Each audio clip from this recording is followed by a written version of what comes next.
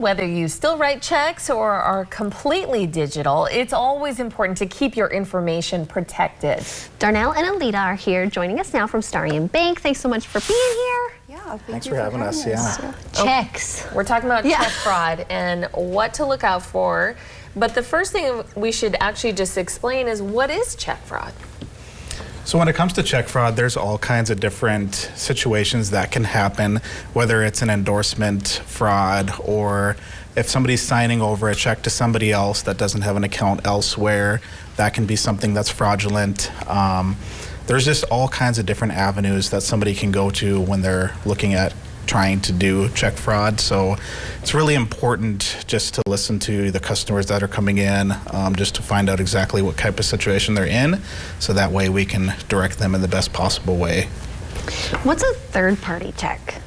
So a third-party check could be like anybody that's coming in with somebody else signing over a check or anything like that. Okay. To add to what Darnell had said, anything like coming in a FedEx envelope or anything like that usually is a really big red flag. If you're receiving a check that you didn't even expect or anything like that, then that's also something to watch out for. Okay. And you're kind of answering that, but why can third-party checks be something that's considered risky to have and deal with in banking? Yeah, so it could be that the check is not good. It could be that there's not proper endorsements on the back of the check. It could be a risk to yourself if you're doing it for like a friend or family if the check isn't good.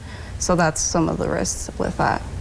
So talking about checks and check fraud, you know, some people don't use checks anymore. I think Sarah said, I think there are some bills where I still have to use a check no matter what. But that is still something that is prevalent, that you're still seeing, and that people still use and may always use. Can you talk with us about that, or why this is so important to be reaching the audience that is using checks today?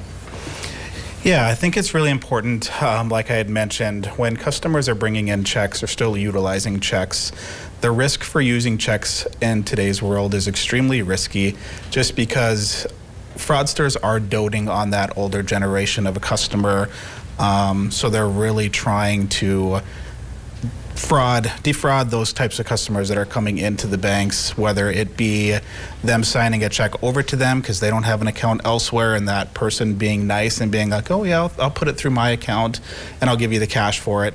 By the time that happens, the check comes back fraud, the money is gone, and then it's difficult to get those funds back. So it's really fraudsters just trying to dote on those older generation customers because they want to help, they want to assist somebody that's in need, and fraudsters are really, really good at making people believe their story. So it's really important just to listen and help them out the best we can. Well, I'm glad you explained that a little bit, because I was thinking to myself, well, if money is going in, how is it like bad? You know, like, where's the money going out? But that explains it. Right. Okay. Yeah, which is awful. And I know. Just so everyone knows, I mean, I just fell for a phishing scam email the other day. It happens to everybody in every way, so you always have to be looking out for scams.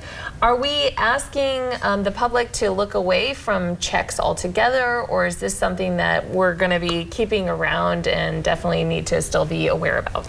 So it's funny that you mentioned that, because I just had a customer that came in from South Africa, and he's like, we don't utilize checks. So we're basically, the US uses checks still, but other countries aren't even using them anymore. So we hope, you know, that maybe someday we don't need to write checks anymore and we can be a little bit more digital, but it's a slow transition over, so. And we have just a few seconds left, but any last piece of advice, I guess, for anybody watching today just about protecting their information? I would say if it sounds too good to be true, then it probably is.